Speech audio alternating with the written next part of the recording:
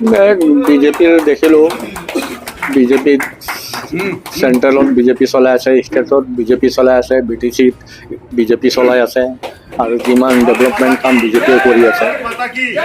আৰু মোৰ লগত থকা মানুহ যদি কোনো ডেভেলপৰ পৰা যদি বঞ্চিত থাকে মোৰ কাৰণে, সেইটোৰ কাৰণে এইটোতো মোৰ কাৰণে যাতে ইহঁতে অসুবিধাত নপৰে সেইটোৰ কাৰণে মই ভাবি চিন্তি মই বিজেপিত থাকিলেহে সকলোৰে ডেভেলপ হ'ব আৰু শান্তি হ'ব বুলি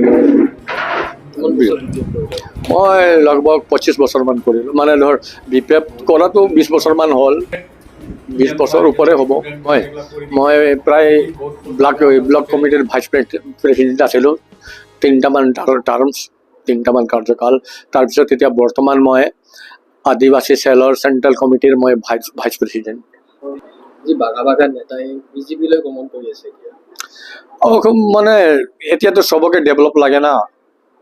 এতিয়া BPFৰ চৰকাৰ নাই আৰু ৰাইজে সদায় মানে যাৰ লগত থাকিলে ডেভেলপ আছে, শান্তি আছে, সেই আৰু যাৰ পাৱাৰ আছে তাৰ লগতহে থাকিব বিচাৰে। তো যাৰ লগত ডেভেলপ যাৰ লগত থাকিলে ডেভেলপ হয় তাকে আমাক লাগিব না। দৰং ওদালগুৰি সমষ্টিত যিগৰাকী BPFৰ প্ৰাৰ্থী আছিলে তেওঁ জয়ী হ'ব বুলি ভাবেনে আপুনি? BPFৰ এতিয়াতো মই ক'ব নোৱাৰোঁ কি, কিন্তু যোনটো যোৱাকালি মই হিমন্ত বিশ্ব শৰ্মা চিফ মিনিষ্টাৰ ছাৰৰ যোনটো দেখিলোঁ মিটিংবিলাক, সেই মিটিংবিলাক চোৱাৰ পিছততো মানে বিজেপি কৰ্মী এই কেণ্ডিডেট জিতিবই, তাৰ পৰা অনুমান কৰিব পাৰিলোঁ। যিটো আপুনি বিজেপিলৈ আহিলে এতিয়া বিজেপিলৈ কি চিন্তাধাৰা কেনেকুৱা? মোক কোনো আমি এইবিলাক কিবা কাম কৰিম বা কিবা পদ ল'ম সেইটোৰ কাৰণে অহা নাই। আমি এজন সাধাৰণ সদস্য হিচাপে থাকিম।